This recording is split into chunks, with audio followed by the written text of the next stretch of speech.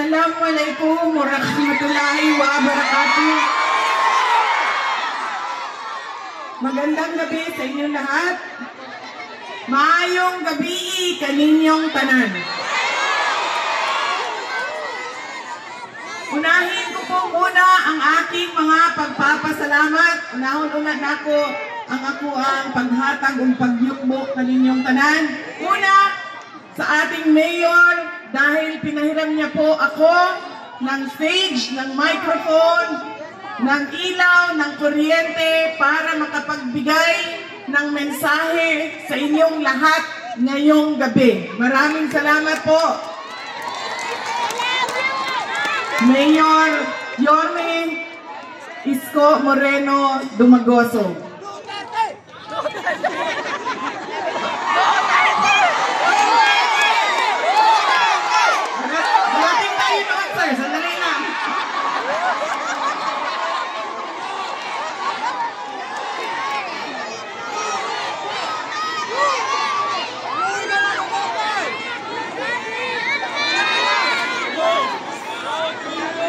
Pangalawang pagpapasalamat ay sa inyong lahat, mga kababayan namin.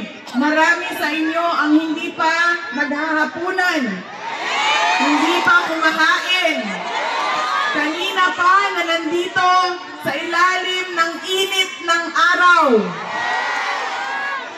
Hindi pa nakaluto, galing pa sa trabaho. Pero nandito kayo para sa aming lahat, para makinig sa mensahe namin, para sa ating mahal na inang bayan. Maraming salamat sa inyong lahat.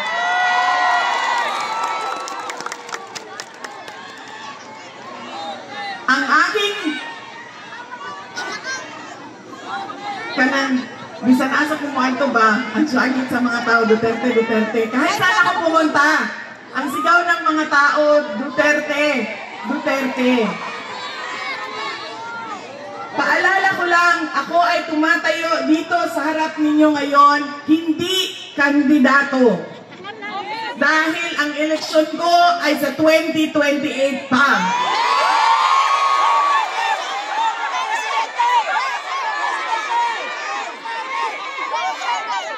O pwede bukas, may maghamon ng eleksyon bukas.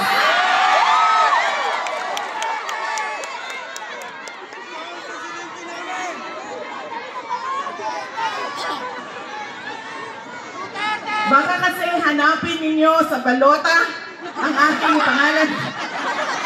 Wala pong Duterte na tumatakbo ngayon. Nandito po ako bilang isang botante din. Ngayong eleksyon na ito, botante ako. At meron akong mga paalala sa inyo, mga kababayan.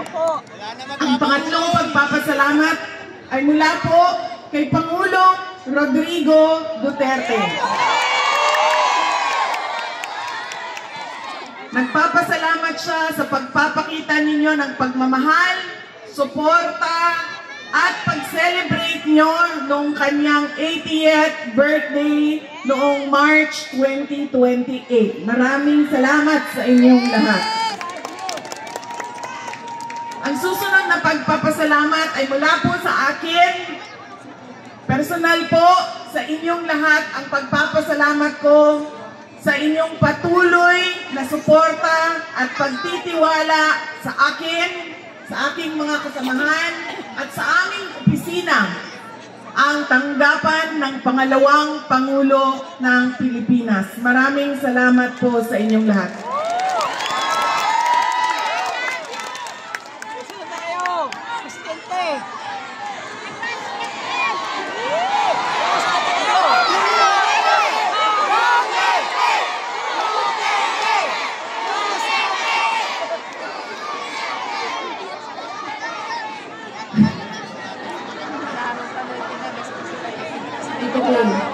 Ito ko yan. Sabi nila, bangag daw yung isa.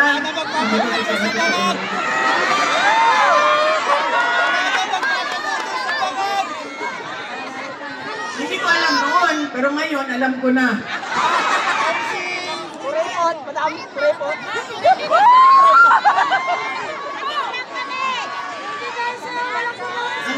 lubos na pagpapasalamat ay mula po sa pamilya namin, ang pamilya Duterte. Napakalaki ng utang na loob namin sa inyo, aming mga kababayan, sa pagkakataon na ibinibigay ninyo sa amin na makapaglingkod sa ating bayan. Naku, kayo ang amuang utang na kabubuton kaninyong tanan. Sa higayon nga gihatag ninyong kanamo nga makaserbisyo sa ato ang nasod. Daghang salamat mga kaigsuunan namo.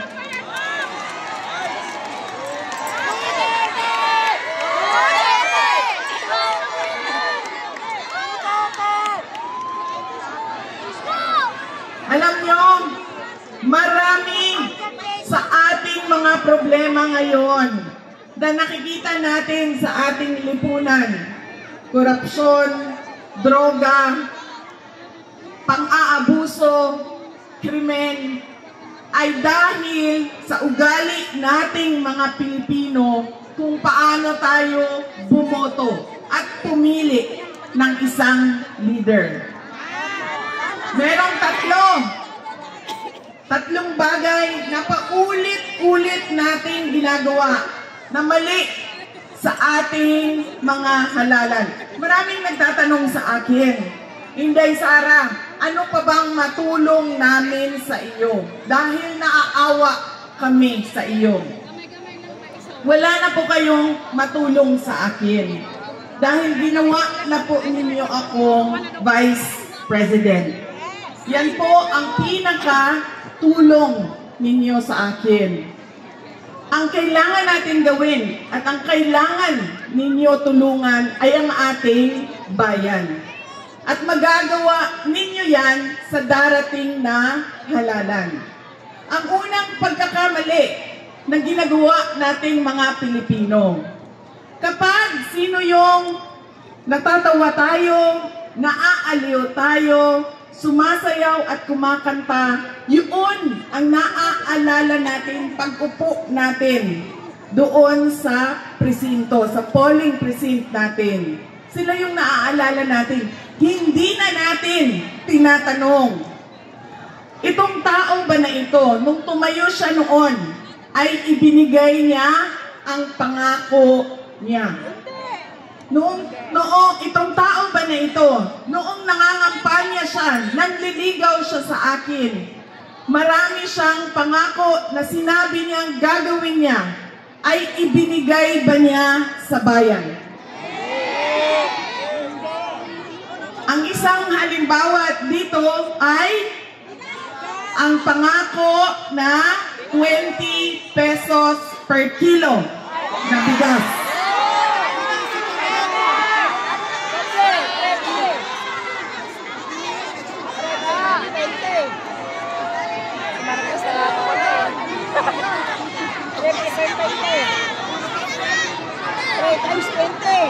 Na pinupuna ko dahil sila naman yung nag-announce na meron silang 20 pesos per kilo na bigas sa Visayas ngayon.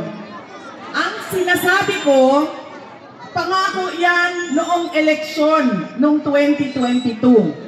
Kinalimutan ng 3 taon at ngayon naalala dahil may darating na naman na eleksyon.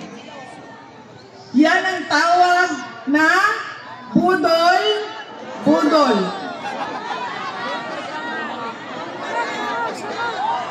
Sa Binisaya pa, bot-bot. Bot-bot nimo.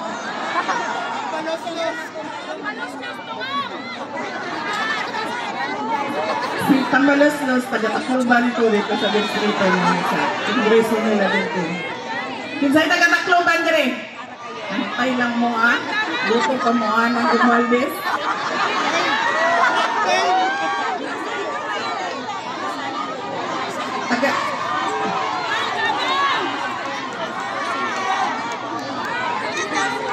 Ngayon, babalik na naman ang eleksyon, naalala na naman nila. Tapos, meron daw silang 20 pesos per kilo na bigas sa Visayas. Tinatanong ko, unang-una, bakit ngayon lang? Bakit ngayon yun lang yan ginawa? 2022 pa. Yan, pinaasa sa mga tao. Pangalawa, bakit sa Visayas lang? Hindi ba kailangan ng Baseco ng 20 pesos na kilo na bigas?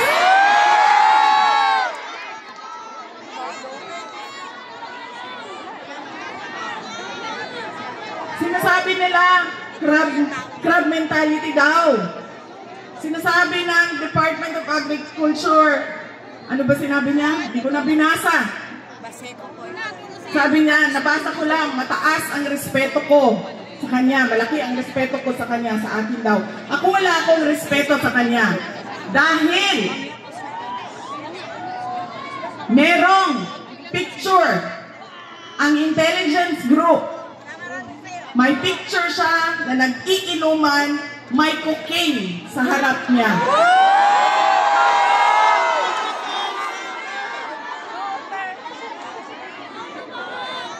Tanong nyo, sa mga sundalo at sa pulis na nasa intelligence, hingiin ninyo ang picture na yan.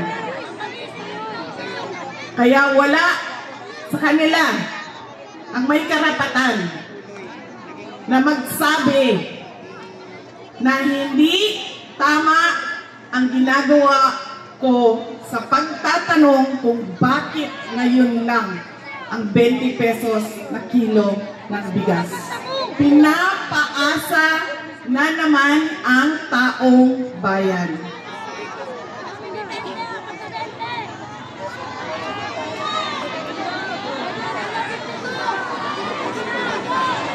Yan ang problema natin, di ba? Naaliw lang tayo, magaling magsalita. Automatic na, in-endorse ni Inday Sara, pasaylo Automatic na. Pangalawang, pagkakamali nating mga Pilipino kapag pumipili tayo ng kandidato, ng leader natin. Kapag galing sa pamilya ng mga politiko, malaking pamilya ng politiko, ay automatic ang boto natin. Tama. Hindi dahil Duterte yan na nakatayo sa harap ninyo, ay automatic ang boto ninyo. Tinatanong ninyo dapat, ano ba ang abilidad at kapasidad ng taong ito? Narinig ko kanina, ang ating Yorme nagsabi, nag-utang siya para sa mga proyekto. Noong ako ay mayor ng Davao City, ang ginawa ko naman ay nagbayad ako ng utang. Ginawa kong debt-free ang Davao City. Pero sinasabi ko sa inyo, hindi mali ang mangutang. Ang mali ay kapag hindi ka nagbayad ng utang.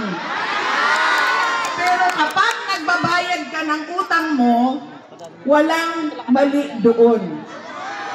Kasi kinakailangan talaga ng mga local government units ang panghihiram ng pera para maibigay sa taong bayan ang tamang serbisyo tulad ng hospital na nakikita ninyo dito sa Baseco ngayon.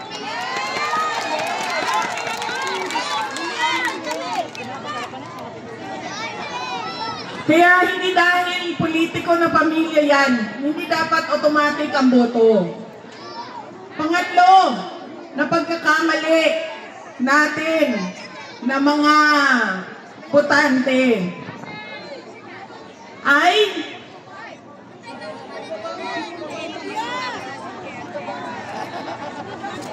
ang pangatlong pagkakamali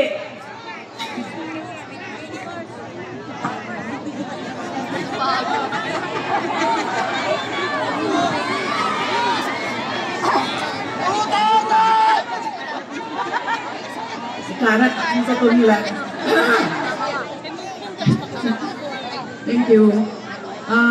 Ang pangatlong pagkakamali natin, sa pagpili ng ating mga politiko at mga leader ay yung binibenta natin ang boto natin. Ipinagpapalit natin ang boto natin sa kung sino ang nagbibigay ng pera sa atin. Nangangampanya ako simula noong 1 linggo, umiikot ako, tinatanong ko ang mga tao, magkano ba binibigay sa inyo? Sa iba't ibang, ano yan? Anong ganito?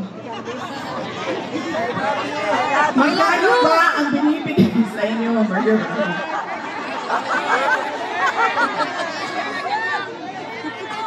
Sa ibang lugar, 3,000. Sa ibang lugar, 2,000. Sa ibang lugar, 1,300. Merong 1,000. Ang iba pa nakakatang dahil legal na ang vote buying, AKAP, AX, tupad. Nakailang eleksyon na tayo. Tumatanggap tayo ng 2,000, 2,000, 2,000, 2,000. Ilang eleksyon na tumatanggap ng pera ang taong bayan. Pero bakit naghihirap pa rin ang ating bayan? Bakit ang dami-dami pa rin gutom? Ang dami pa rin humihingi ng tulong dahil walang oportunidad sa trabaho at negosyo. Bakit ang dami pa rin mga kababayan natin na nakikipagsapalaran, illegal na lumalabas sa ating bayan para pumunta sa ibang lugar? Ilan ang mga kapatid natin na nasa Malaysia na walang papel?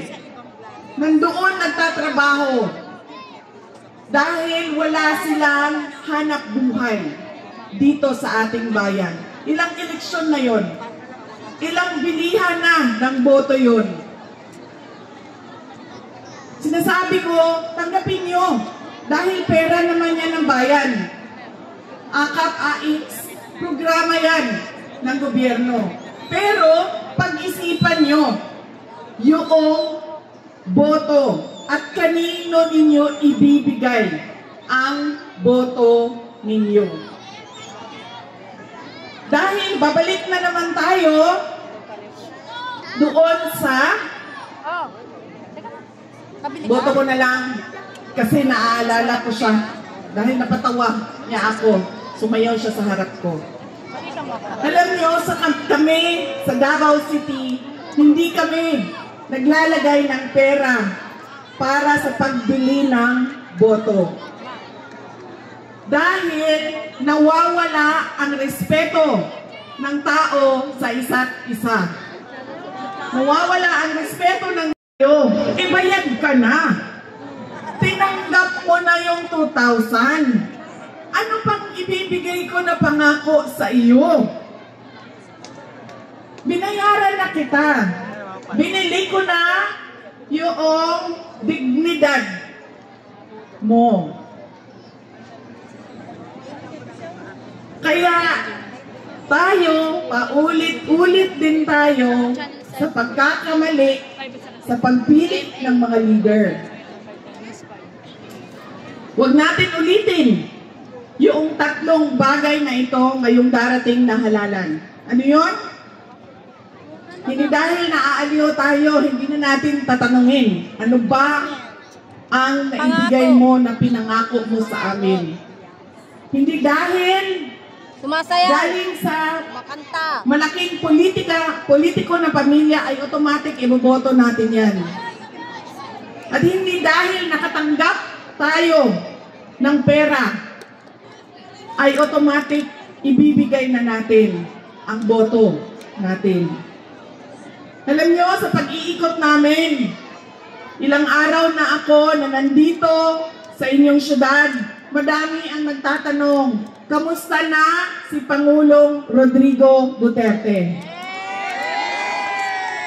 Marami ang nagsasabi, Inday Sara, ikamusta mo ako kay Pangulong Duterte. Kahit hindi ko kilala na mga tao, saan man ako pumunta, mga bata, kagabi, yung isang rally namin, paalis na ako, isang bata, hinahabol niya yung sasakyan ko.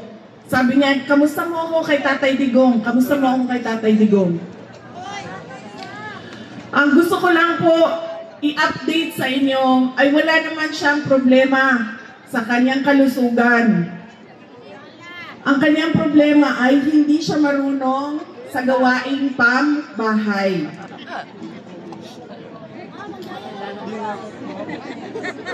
Hindi siya marunong magluto, hindi siya marunong maglaba, at hindi siya marunong maglinis ng kanyang kwarto.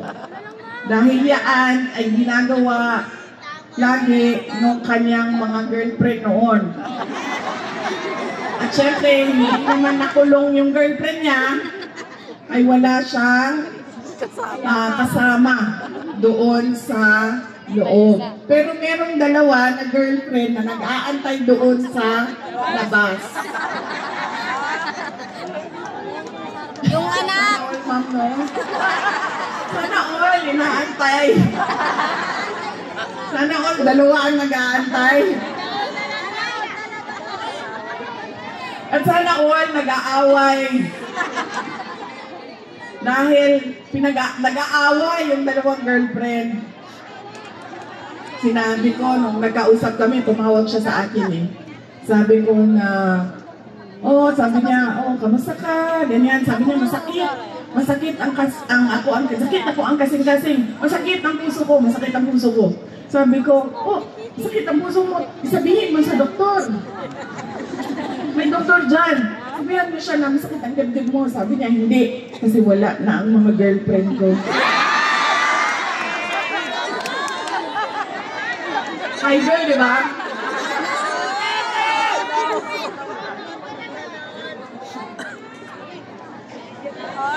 Tapos sabi ko sa kanya, ay naku, huwag ka mag-alala. Yung dalawang girlfriend mo nandyan sa labas, nag-aaway. Sa labas ng kulungan. Tapos sabi niya sa akin, sumali ba ang nanay mo sa away? Sabi ko naman sa kanya, ay naku, wala nang pakialam ang nanay ko sa iyo kasi 80 years old ka na daw, matanda ka na daw.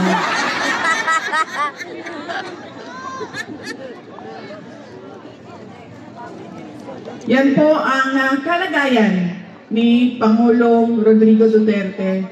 Noong tumawag siya sa akin, kailan ba, nakakalimutan ko na kahapon ba yung tawag niya. At sabi niya rin sa akin, naaalala mo pa ba ako? Ako yung tatay mo. Huwag mo ako kalimutan dahil baka mabulok ako dito. Kainokdo ba bakas ako ako yung mong amahan. Ay yun po kalimti din ni Inday kay basin mabulok ko din niya. Yan ang kanyang kalagayan ngayon. Sa mga nagtatanong kung kamusta ba si Pangulong Rodrigo Duterte, meron kaming hinanda na maikling video para sa inyong lahat. The rate of poverty in the Philippines is at its highest in 21 years. Teacher says she often complains about not hungry. Dahil naman sa konsehan sa droga. Pinagtataga hanggang sa mamatay ang natutulog na maglola. Bugbugin ng dalawa. Just remember, no? Ang bakit yung mga tao gumagamit ng drugs, remember, hindi sila alis. Gaya mga batang nagra-rugby, nagkalat sa gitna ng daan. Mga taong pinagbabaril habang hindi ng pagkain sa karinderya. Akala sa social media ang videong ito ng pamamalit sa mga Instead of going to school, they spend their days scavenging to earn money. Napagayanteng trabaho ang suspect at gumagamit pa umano ng droga. good luck sa atin lang. Sa kahit na tutukan, ang kumakalam na sikmura ng mga Pilipino. Krimen. And in a few days, I will be just Rodrigo Duterte. Pero sila lang din pala ang gagamitin laban sa kanilang dating Commander-in-Chief. Hihilahin ko yan. Hihilahin ko yan. Kung maniwala nga, hihilahin ko yan. Ano ba ang damage ng government interest? Kung hintayin ko lang yung dalawang anak. Ano dapat kasi? Huwag po tayo mag-debate rito. This is not the place for debate. Hindi mo, Guys! hindi mo kanina. Bubuksan na raw kasi eleksyon na. Tayo. Napilitan sa serbisyo ang iba dahil sa order na isang banga na namumuno sa kanila.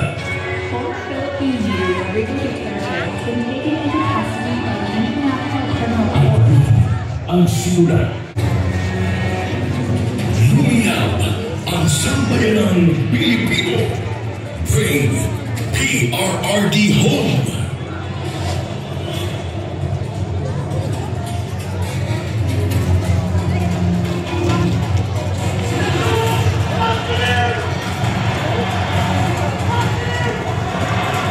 Iisa lang ang sigaw. Duterte saan man sa mundo.